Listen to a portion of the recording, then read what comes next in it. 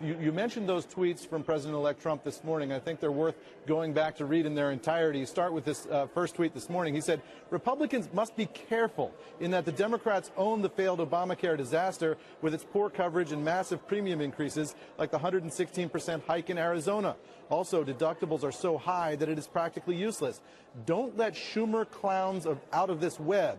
Massive increases of Obamacare will take place this year, and Dems are to blame for the mess. It will fall of its own weight. Be careful.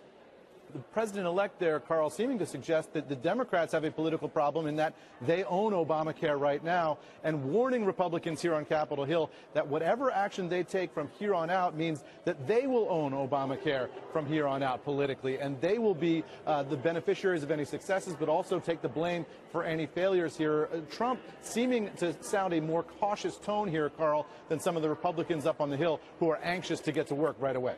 Yeah, of course, Eamon, all we have are these tweets until that next press conference, and some had looked at that language fall under its own weight as code that perhaps they would delay any kind of repealing and replacement, but clearly that's not the message that came from Pence this morning.